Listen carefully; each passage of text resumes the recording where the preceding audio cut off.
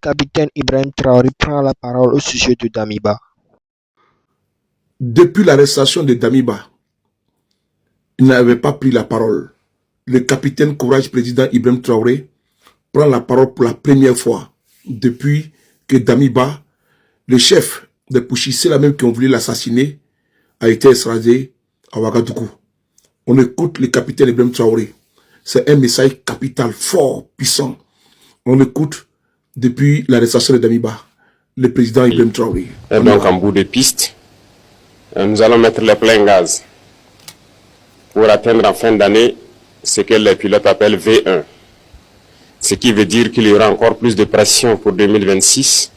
Et donc tenez bon, attachez les ceintures. Je tiens aussi à vous féliciter pour tout ce qui a été fait durant 2025, mais surtout durant donc, ces 3 années. Et je pense que les résultats parlent d'eux-mêmes. Et c'est ce qu'il faut regarder dans le passé et s'armer de courage pour ce que nous devons faire pour le futur. Tout ce que nous avons eu à réaliser, je pense que nous devons ça au vaillant peuple qui a compris notre message, qui a compris le sens de la révolution. Parce que sans eux, les moyens mis à disposition de tout un chacun pour pouvoir y arriver, ça n'aurait pas été possible. L'essence même de la révolution, c'est de travailler pour le peuple. Et je pense que les exemples, il y en a beaucoup. Si vous prenez dans le domaine de l'agriculture, cette année, par la grâce de Dieu, nous avons fait une production record. Il y a des spéculations particulières que nous avons essayé d'introduire depuis ces 3 années. Comme je le dis, les esprits faibles, les petits esprits, ils pensent toujours que c'est impossible lorsqu'on veut initier de grandes choses. Mais il ne faut pas les écouter. Si on devait les écouter, on allait se décourager, on n'allait pas pouvoir se lancer. Parce qu'il y en a aussi qui sont là pour nous décourager dans tout ce que nous faisons. Lorsque vous décidez d'entreprendre quelque chose, ils vont être dans les railleries, les moqueries, pour vous amener à vous démotiver, à ne pas vous lancer. Et je pense que tout un chacun a surmonté cela. Parce que ce que je dis, ce n'est pas seulement au sommet de l'État, mais jusqu'aux citoyens au niveau du village, il y a un sursaut. Voilà, tout ce qu'on disait impossible de faire au Burkina Faso en matière d'agriculture, ça s'est fait aujourd'hui. Nous avons parlé du cacao, les gens ont crié sur tous les toits. Même certains réactionnaires à l'intérieur ici ont fait comprendre que non, ce n'est pas la priorité. Et pourtant, Dieu merci, nous avons de très bons maîtres chocolatiers. Et notre objectif n'est pas de produire pour vendre à l'extérieur, c'est de produire transformé pour nous ici et pour nos enfants. Aujourd'hui, le café, c'est une réalité au bord de Saman-Denis et nous avons, Dieu merci, des Burkinabés qui le transforment. Et je vous invite donc à consommer ce qui est transformé sur place ici. Beaucoup d'autres spéculations telles que le blé, l'ananas, la vigne et bien d'autres, j'en passe, se cultivent aujourd'hui au Burkina Faso. Et ça va se transformer ici au Burkina et ça va créer de l'emploi pour le Burkinabé et c'est ce que nous allons consommer. Et donc c'est ce qu'il faut voir dans ce qu'on a pu réaliser et s'armer de courage encore pour l'avenir. Beaucoup d'autres projets donc ont été à succès. Quand on prend le domaine de l'éducation, beaucoup d'amphithéâtres ont été construits. La dernière fois au Conseil, on a adapté des textes qui permettront donc d'équiper ces amphithéâtres et de construire de nouveaux amphithéâtres. Beaucoup d'écoles et centres de formation verront le jour en 2026, au bord donc de nos pôles de croissance tels que Bagré, Saman-Denis et autres. C'est pour amener les jeunes Burkinabés à pouvoir transformer, produire et transformer ce que nous faisons ici. Donc, nous n'allons plus nous concentrer sur l'enseignement général uniquement. Nous avons parlé d'enseignement professionnel et technique et donc beaucoup de lycées modernes verront le jour en 2026.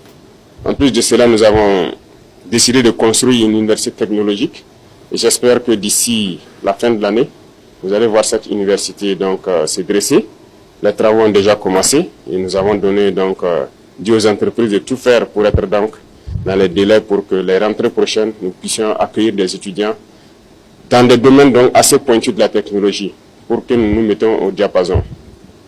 Comme je l'ai dit, nous sommes très loin, nous sommes dans les années 1800.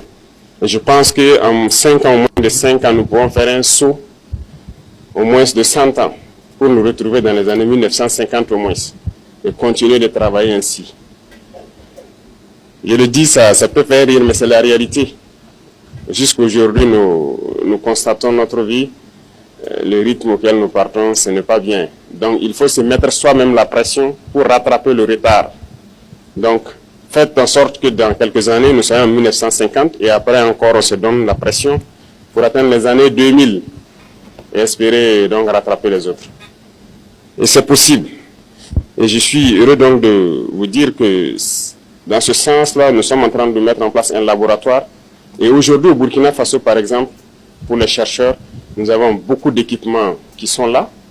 Nous allons les permettre donc de faire la recherche sur place. Et sans me tromper, je peux dire que nous avons actuellement ici installé un microscope électronique à balayage, le plus récent qui puisse exister en Afrique ici, et le plus moderne. Donc il est là au Burkina Faso, il est fonctionnel, et les chercheurs vont commencer donc à aller donc faire tout ce qu'ils doivent faire ici, au lieu d'aller à l'extérieur encore le faire. Et ça va encore encourager d'autres personnes à chercher et à découvrir. C'est pour dire qu'il y a beaucoup de domaines que nous n'avons pas oubliés, en passant par la santé, tout ce que nous sommes en train de faire, notamment les centres de santé communautaires qui sont construits et qui seront équipés. Ça fait partie aussi du lot donc, de mesures prises donc, lors du conseil dernier. Et donc tout cela, c'est à votre actif, c'est à l'actif de toute l'administration et c'est avec donc l'appui et le soutien de notre vaillant peuple que nous arrivons à le réaliser. L'initiative Faso Merbo, qui est devenue une agence aujourd'hui, alors lorsque nous entamions l'autoroute, certains doutaient parce que c'est un projet qui est là depuis plus d'une décennie. Bien sûr, nous avons trouvé le projet et lorsque nous avons donc cherché à comprendre même le projet, c'était une autoroute de 2 fois 2 voies. Et les entreprises en majorité étrangères qui avaient fait des propositions, les moins chères étaient, je pense, 1032 milliards pour faire les 2 fois 2 voies. Et donc on nous proposait de nous financer pour pouvoir le réaliser en 10 ans pour les délais les plus courts. Il faut être conscient. Pour nous condamner les générations qui ne sont même pas encore nées à des prêts de 50, 60 ans pour construire une autoroute de 2 fois 2 voies qui sera dépassée dans peu de temps. Lorsque nous avons voulu savoir si c'est 4 fois 2 voies, certains même se sont moqués de nous, certains entrepreneurs, ils n'y croient pas. Dans un tel pays, 4 fois 2, c'est pas raisonnable. Certains ont dit que ça devrait nous coûter plus de 3 000 milliards. Mais comme je dis, dans la révolution, c'est la responsabilité, c'est la conscience. On ne va pas rentrer dans ces schémas. Voilà pourquoi nous avons décidé de le faire nous-mêmes. Parce que nous avons confiance en nos jeunes ingénieurs, nous avons confiance au potentiel des Burkinabés. Nous avons donc cherché des équipements de tout ordre. Aujourd'hui, sur ce chantier, je peux dire que le chantier il est unique en Afrique. Il n'y a pas un chantier d'autoroute pareil qui mobilise autant de monde, autant d'équipements. Il n'y en a pas. Les travaux de nettoyage, il y a plus de 100 bulldozers sur ce chantier. Et je ne vois pas pareil. Je m'étais donné 2 mois pour qu'ils puissent finir le nettoyage. Et je pense qu'ils ont tenu le pari. Nous sommes à 40 jours, ils ont déjà fait plus de 70% du nettoyage. Et le 15 février, s'il plaît à Dieu, ils auront fini. Ce qui veut dire que le rythme aussi, il n'y en a pas pareil en Afrique. Et nous allons finir, c'est un défi, nous allons finir dans un délai que personne ne va croire. Parce que nous avons déjà tout à notre disposition. Toutes les machines, tout le nécessaire est là. Il ne nous reste que le carburant et le bitume à payer. Sinon, tout le nécessaire est là. Ce qui veut dire que nous allons poursuivre parce qu'il y a beaucoup d'autres autoroutes qui doivent être lancées en 2026 et dont les travaux doivent commencer également. Les infrastructures, c'est une priorité. Ça aide tout le monde, que ce soit les populations civiles, les forces armées, les forces de sécurité intérieure. Tout le monde a besoin d'infrastructures routières. C'est pour dire que il faut se concentrer sur ces acquis-là, voir qu'est-ce que nous avons pu réaliser et se projeter dans l'avenir. C'est comme je l'ai dit, maintenir la pression. Et je pense que 2026, il y a tellement de grands chantiers qui doivent commencer et vous devez maintenir ce cap-là pour qu'on puisse réussir le pari. Les gens continueront à nous démotiver. Les impérialistes, ils ne manquent jamais de tours dans leur sac. Ils vont continuer à communiquer pour ternir l'image, pour nous démotiver. Il ne faut pas les écouter. Il y a aussi ces individus esclaves de salon-là qui ne peuvent jamais changer. Je l'ai dit, eux, c'est comme une malédiction qui les poursuit. Peu importe ce que vous ferez, génétiquement, ils sont esclaves. congénitalement, ils sont aliénés. Ils ne peuvent que suivre ce que les impérialistes disent. Montrez-leur le soleil un peu. Famille, recevez mes salutations. Le lieutenant-colonel Damiba a été arrêté. Oui, vous avez bien entendu. Le lieutenant-colonel Henri Sandaogo Damiba est dans le carton, est dans les sacs. Et le sac est arrivé à destination. La destination, c'est Ouagadougou, au Burkina Faso. C'est allé très vite. Les autorités togolaises, face à l'évidence, face aux preuves qui ne pouvaient pas laisser les autorités des marbres, ils ont agi très rapidement. Damiba a été convoqué devant la justice togolaise. La justice togolaise a déroulé, a montré les preuves à M. Damiba. Oui, le lieutenant-colonel Felon, qui n'a pas pu discuter. Et sur le champ, il a été mis aux arrêts. Illico presso, Damiba a été extradé au Burkina Faso. C'est le lieu ici de saluer le travail extraordinaire, mirifique des services de renseignement burkinabais, chapeauté, commandé par le commandant Oumarou Yabré. Oui, vous avez bien entendu, Damiba est arrivé à destination, le colis est arrivé. Celui-là même qui avait voulu faire assassiner le capitaine Ibrahim Traoré le 3 janvier 2026, précisément à 23 h, avec son entreprise de déstabilisation, son entreprise mortifère, son entreprise funèbre. Celui-là même qui a voulu faire porter le deuil, le linceul de la mort au capitaine Ibrahim Traoré et ses camarades a été mis aux arrêts. Oui, il a eu le temps de dire bon courage, il a eu le temps de dire au revoir à son épouse.